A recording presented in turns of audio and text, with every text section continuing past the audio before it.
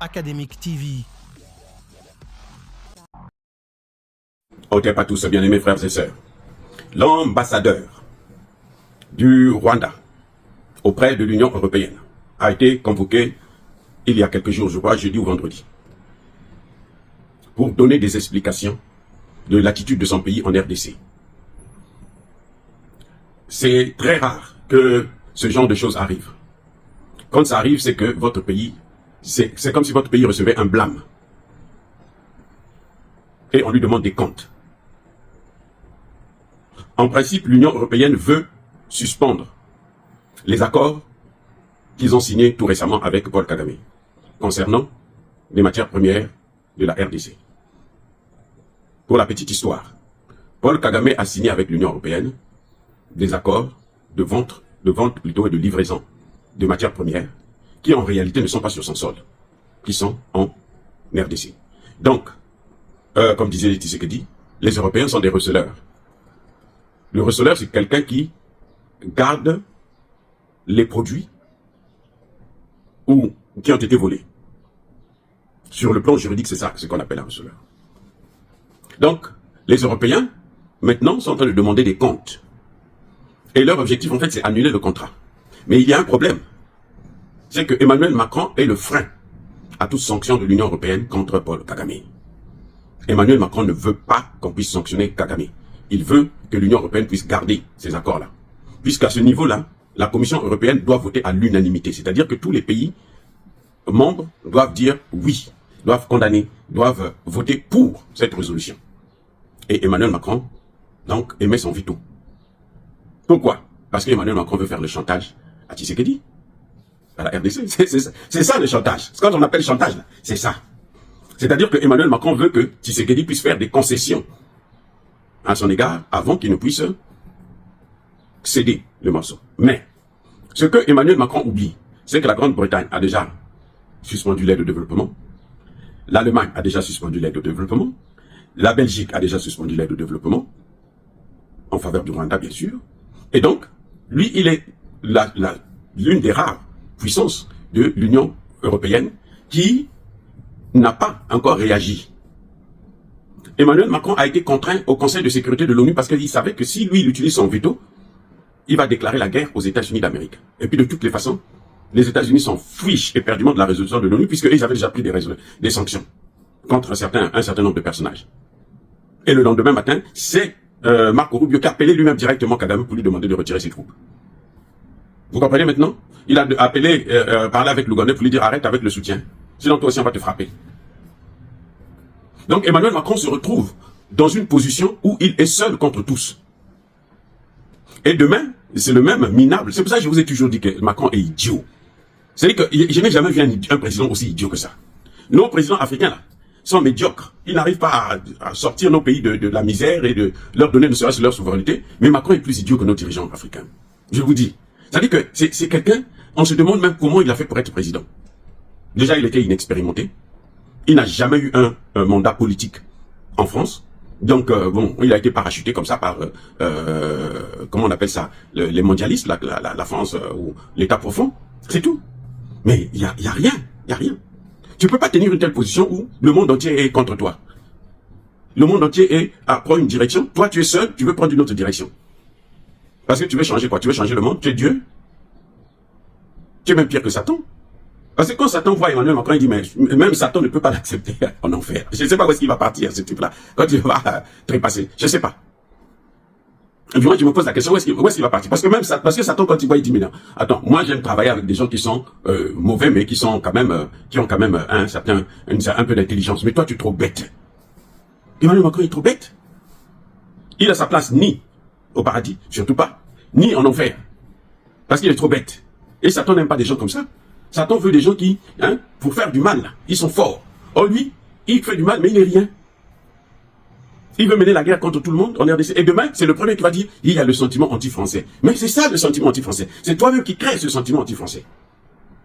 Au lieu de temporiser un peu, comment dire, parce que ce sentiment-là, ça ne fait que grandir. Au lieu de ralentir l'avancée de ce sentiment anti-français, Emmanuel Macron est en train de l'accélérer avec ses points de vue saugrenus. Déjà, ils ont une classe politique qui Vous voyez la classe politique française là. C'est très rare de voir un homme politique parler de la RDC. Quand il parle de la RDC, c'est parce qu'il veut s'attirer les foules, c'est tout. Vous avez déjà entendu Asselineau dire que non, mais le problème de la RDC là, voici ce qui se passe et tout. Il fait une vidéo, alors bien constituée sur ça, non. Florent Philippot, ouais, non, jamais. Et demain, ce sont les mêmes qui vont se dire, oh, le sentiment anti-français. Non, les Français, nous, donnez-nous des accords, donnez-nous des contrats et tout. Comme ça, c'est quoi, ils ne valent rien. Les amis, soyez abondamment bénis par le Dieu des Kémites et par nos ancêtres angéliques. Mais que tous ceux qui persécutent le continent africain, le pillent et le déstabilisent, qu'ils soient noirs, blancs, chinois, arabes, juifs, indiens ou qui qu'ils soient punis, maudits, foudroyés, neutralisés, écrasés, effacés par le Dieu des Kémites et par nos ancêtres angéliques. Vive l'Afrique éternelle, j'ai dit et j'assume. Académique TV.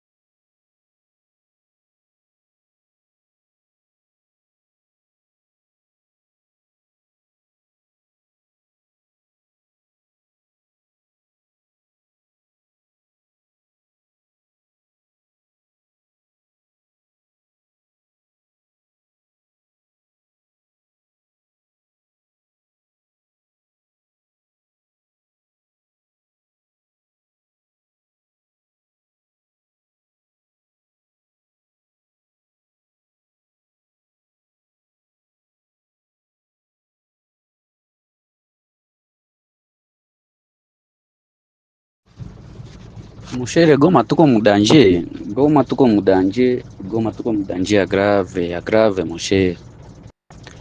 Unayua basi kwenye wale watu wameshafika, kuna kwa tu mariske to tu tunalamuka mamaiti kwa wingi, omwe akose par jour doge mkila kulamuka omwe maiti fike kwa kidogo, omwe 10 mzile 10 mnapasha kuwa 5 bie ine zenye M23 iliua, 6 zenye M23 iliua makusudi, na ine zinaweza kuwa sote za watu walilunguziwa bamwizi walilunguza alitafute ndaiba mara mwa population kajikamata yo peke shashi kalunguza mwizi vya vile.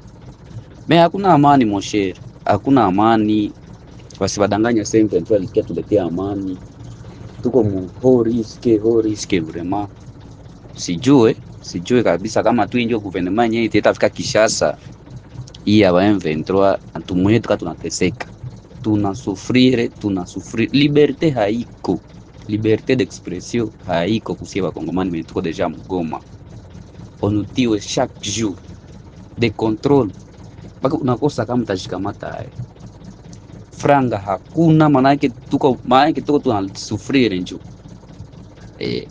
Imagine na baganga bako mu hospitali. Antuka abiko na ganye kitu. Kama ulikuwa mganga unapokea $100, hauko matricule, hauna numero matricule. Manake wewe kama chef wako akajikazi atakutumia ndio $50 tena mu mafra. Ndio situation iko Goma leo. Unajua banki zote zinafunga. Manani zote activite zote ziko vraiment menacé. Ziko menacé na aba watu. Magari ziko naenda. Hatuone tena hii barabara zetu ziko Goma za magudro. Taxi haziko ndani tena. So tuna taxi uone nani sijue njoo vanita nini. Surf nouveau model ama so tuna sijue ma Range Range Rover sijue Lamborghini vitu gani zile magari haziko naonekana tena juu zishakuwa pie zamani. Wakili alivukishaka gari yake mbele wakati avava waingie biko nafungulisha na malupango wanaingia ndani bakakutana ndani tu gari ya mzuri ali wanakulomba gotaki na kano iko kichwa wako huko maza pa kuko watu basepa kombozi. Mkombozi haiko Kishasa na mkombozi haiko huku Goma bia sea kutokea Rwanda ndio mkombozi hapana. Mkombozi ni yule mataji revolte anaenda kanatosha president ku pouvoir, haiko wa kukotea nanga na haiko wa kukotea ya president Tshisekedi. Ule ndio mkombozi mwe tuchunge. Me apare ile ni M23 atifike Kishasa ni souffrance tunaingia ndani moshere. Tena ya hatari. Huku tusharudia chini, maana tusharudia wa maskini moshe. Tunasufrire. Hii mataksi mabisi. Biko narudia na kueneza raporo wa boss. Grave, c'est grave. Vraiment c'est grave. Au moins tena akose ba motard. Jabo deja biko obligé ba fika tana na 22 heures na biko natumika. Mais avec les risques. Tuko msusi moshe, tuko msusi. Kila ma services zote vraiment ziko menacé. Unabe kwa natuingizia tu franga sana ma services ma activité kidogo tunakuwa nayo huko Mgoma. Ni wale watu ba agent de l'etat. Ba agent de l'etat abashakimbia, habiko napokea. Banki zinafungiwa. Tutaevoluer. Donc absence ya M23 njo solution. Ya absence ya M23 Mgoma njo solution ya Goma. Mais nous souffrons vraiment.